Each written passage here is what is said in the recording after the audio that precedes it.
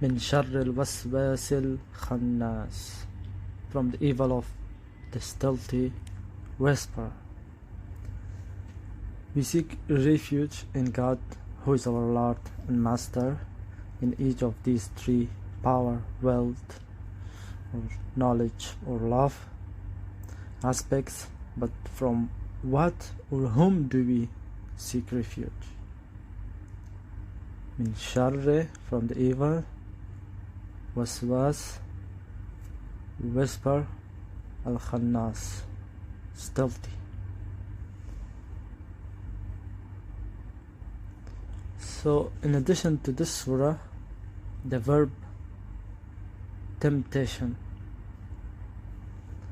or waswas is attributed to Satan in two other surahs, like Araf 20 and Taha 120, and in Surah Qaf verse 16 it is attributed to human self, which of course is also induced by Satan.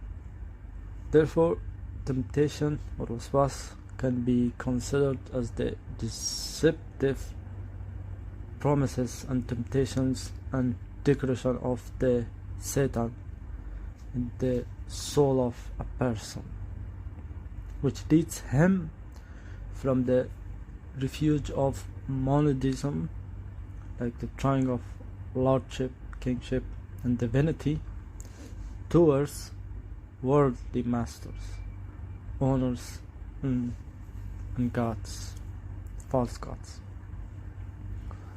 So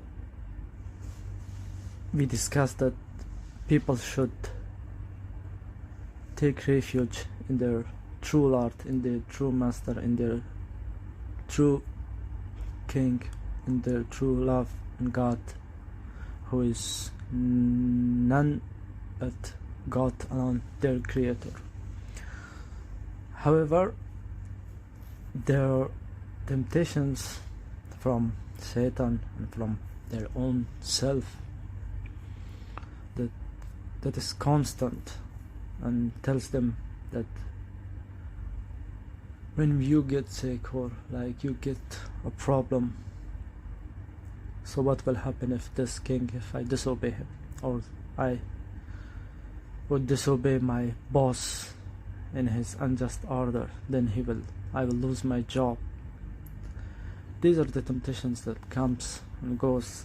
That's why the people go towards other than God. So in order to understand the word Khannas in the Quran,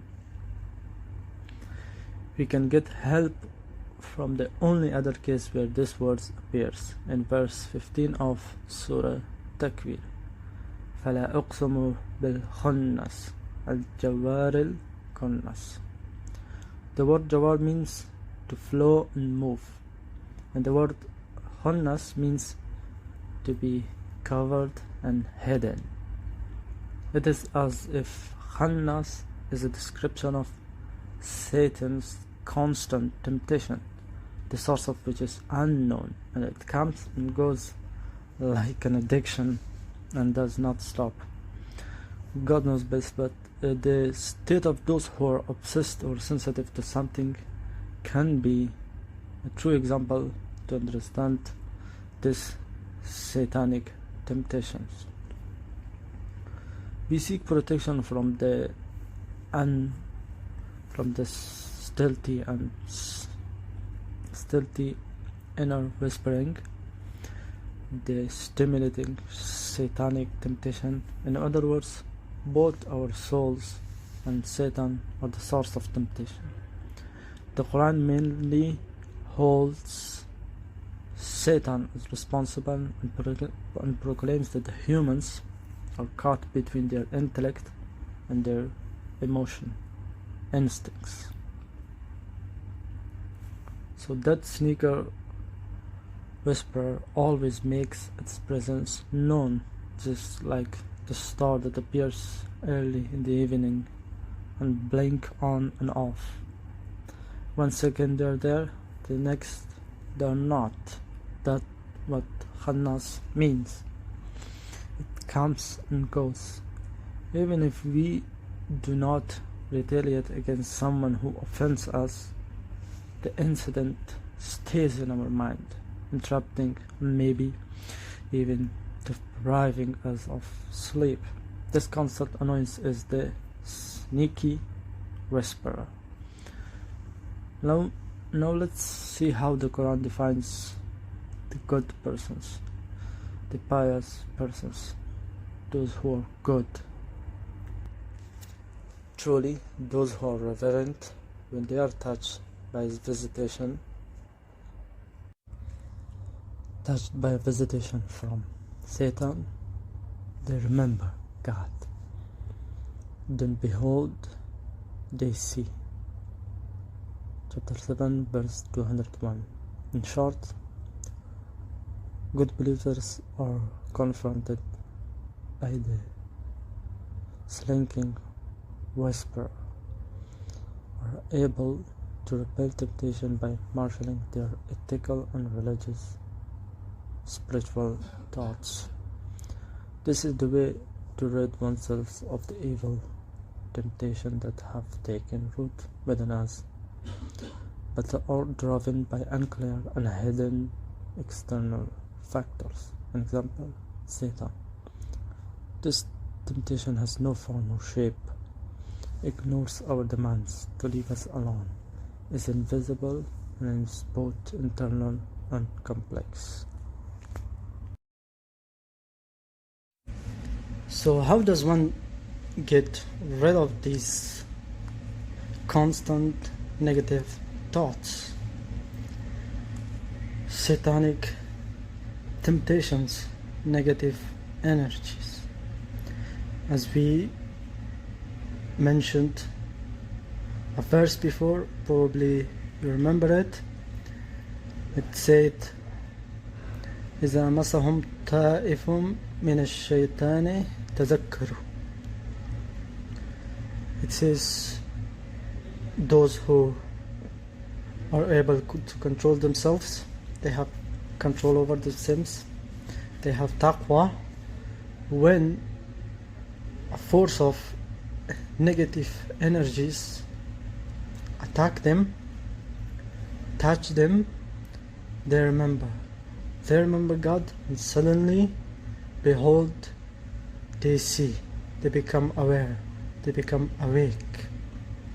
So one of the ways to fight these negative thoughts and energies and satanic temptation and not let them lead our life to ruin is to remember God and have control over ourselves.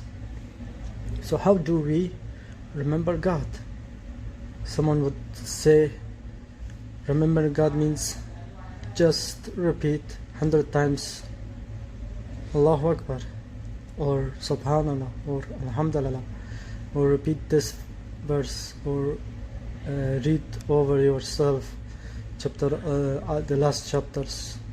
But those have little to no effect at all on our being and our soul. What we have to do is to remember God. Means like it said in the verse, ألا بذكر الله تطمئن القلوب. Does not by the remembrance of God the hearts are satisfied? So by remembering God, the hearts find peace. But how do we remember? How do we do zikr? It means to remember God's role in our lives, the memories, His remembrance, keep His blessings, remember His blessings that give us hope and peace, and read the Quran with its meaning and get lessons, like read the stories about prophets. If you're tempted that life trials will kill you and you're tempted to just obey those who will lead you astray, or tempted to give up. So you have to read about prophets, how God helped them in hard situations, and every blessing that reminds of God is a mean to remember God. Like listen to some of His beautiful sounds in the nature, listen to music. Every blessing that gives us calmness and peace and self-control, then we should, that's mean to remembering God. So remembering God means remember His blessing and His role in our life, and how He helped people before and even ourselves when we were in difficult situation. We should remember that how God helps us, so, and not give up to satanic temptations or to negative thoughts. But if negative thoughts are do not that powerful and just comes and goes, and maybe this disturbs you, that why these thoughts coming about yourself or others, or even that little bit very disturbing to you, just remember that God will never ever question you about those thoughts that you cannot control, even if they be bad or even they evil. If they come, just say to yourself, come by all the force that you got, for behold, that will not affect me, nor God, nor will God will get upset ever that you have these thoughts or negative thoughts. And just like that, those thoughts will give up and go. There's the one who thinks that God will take him for those bad thoughts, he's thinking about a very low. God is higher, God is pure than those thoughts. You just have to hold him high. He will never ever put you to question about those thoughts. Never ever. So don't think about God. Just let it, say it, and every evil thought that comes, let it come, and say it, come by every force, for it will not affect me, nor God will get upset. So come, what you can do, come. So these are about this. But if we take God as our master, if we don't have a house, someone promises us that by bad way, do this or do that, you will get house, but you know that this is bad way, it's not a good way. Don't take that way. Remember that all things are of God's. All the things in the universe are of God, so He can take it to anyone He wants. So He only gives it to those who try for it, or those who work for it.